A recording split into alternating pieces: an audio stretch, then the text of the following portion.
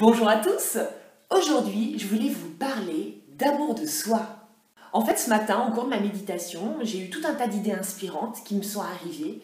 Et en gros, les anges m'ont dit « Marina, il est temps d'aborder ce sujet. » Ah bon? J'ai donc laissé couler l'info. Et le moment où je me suis reconnectée à moi-même, fallait que je vous fasse une vidéo. L'amour de soi. L'amour de soi, c'est tout simplement se donner de l'amour, s'aimer. Amour que l'on donne d'ailleurs bien volontiers et sans condition aux personnes qu'on aime. On les écoute, on les conseille, on fait attention à leurs besoins, on les réconforte lorsqu'ils sont malheureux, on les encourage, on se réjouit pour eux lorsqu'ils ont des réussites, on leur fait des petits cadeaux pour les voir sourire. On veut tout simplement qu'ils soient heureux et ça nous paraît tout à fait normal. Ben oui, on les aime.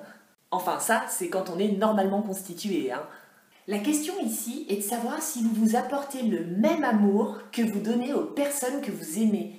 Il y a selon moi deux catégories de personnes. En gros, il y a les personnes qui ont appris à le faire. Elles s'encouragent, elles s'écoutent et elles se donnent autant d'amour qu'elles en donnent aux personnes qu'elles aiment. Ben oui, je mérite d'être heureuse. Et ça, c'est souvent le fruit d'un apprentissage parce qu'on ne nous apprend pas forcément à s'aimer. Moi-même, je m'y suis collée, hein. Et puis, il y a la deuxième catégorie de personnes, la catégorie pour laquelle c'est un peu plus galère de s'aimer. C'est à ces personnes-là que je m'adresse aujourd'hui. Nous allons prendre pour cela deux exemples super simples. Number one, je m'investis dans un projet qui me tient à cœur. J'y mets toute mon énergie, j'y vais à fond, j'y crois. Mais ce projet-là n'aboutit pas. Qu'est-ce qui se passe dans ma tête quand je ne suis pas dans l'amour de soi ? J'étais sûre que ça allait planter.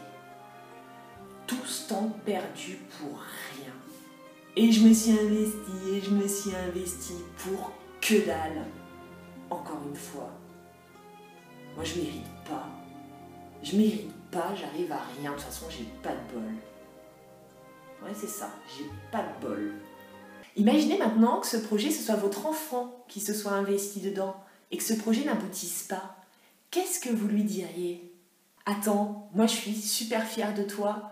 Tu t'es lancé dans un projet ambitieux, ça demandait du courage et de la persévérance et tu t'es prouvé à toi-même que tu avais tout ça. Ça s'est pas donné à tout le monde. Et puis, tu as appris énormément de choses en bossant sur ce projet. Tu as développé des capacités, tu as acquis des compétences. Ça va te servir ça pour la suite. Alors ok, ce projet n'a pas fonctionné, mais lâche pas parce que tu as vraiment une belle énergie. Et si c'est pas ce projet-là, c'est tout simplement parce qu'il y en a un autre, beaucoup plus beau et beaucoup plus grand qui t'attend. Ben oui, on les aime et on croit en eux, donc c'est tout à fait normal. On les encourage.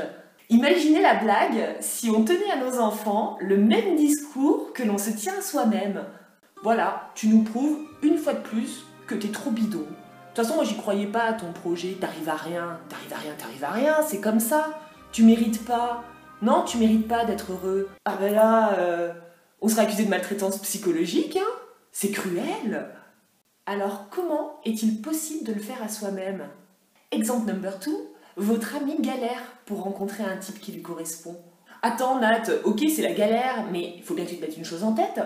T'es une fille géniale. Donc, pour fille géniale égale mec génial. Et les mecs géniaux, ils courent pas les rues. Oui, ça prend du temps de trouver l'amour, oui, mais surtout lorsqu'on a des rêves, des exigences, et qu'on a envie de vivre quelque chose de vrai. Tu vois, toi, t'es pas une fille qui se contente de... Tu prends ton temps, t'as envie de sélectionner, tu veux de la qualité. Mais Nat, t'as tellement toi de qualité, t'es mignonne, t'es intelligente, t'es drôle, ben ouais, faut juste prendre le temps de trouver un mec à ta hauteur, c'est tout. Mais crois-y, parce que moi j'y crois, je suis persuadée que tu vas rencontrer un mec super bien. Imaginons maintenant que l'on tient à Nat le même discours que l'on se tient à soi-même dans un tel contexte. Nat, t'y as pas droit, toi. Bah en plus avec la tronche que tu te tapes, c'est pas étonnant. Les mecs s'intéressent pas à toi. Non. Et puis l'amour, c'est pour les autres, Nat. C'est pas pour toi, la vie te l'a bien montré, ça a jamais fonctionné de toute façon. Ça sert à rien d'y croire. Non, et puis d'ailleurs, n'y crois pas. N'y crois pas parce que si tu y crois, tu risques d'être déçu.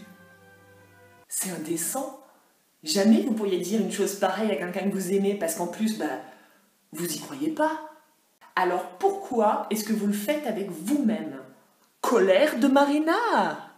Quand on est sur le chemin de l'amour de soi, il faut agir avec soi-même comme on le ferait avec les personnes que l'on aime. Parlez-vous comme vous le feriez aux personnes qui comptent pour vous? Ah, le mental va intervenir, soyez-en sûrs. Mais je suis rien, moi. Je suis rien de tout ça. Et puis je ne réalise rien d'exceptionnel. Je ne mérite pas et... En plus, je suis moche en ce moment. Gardez bien à l'esprit que les gens qu'on aime, on ne les aime pas pour ce qu'ils réalisent. Bien évidemment, on est fiers quand ils réalisent certaines choses, mais on les aime avant tout pour ce qu'ils sont. Pour leurs qualités, leurs défauts, leur personnalité. Vous les trouvez uniques dans leur genre et ils le sont. Tout comme vous. Oui, mais si je commence à me donner de l'amour, on va penser que je me la pète. Non, c'est clair. Je me la pète grave si je fais ça.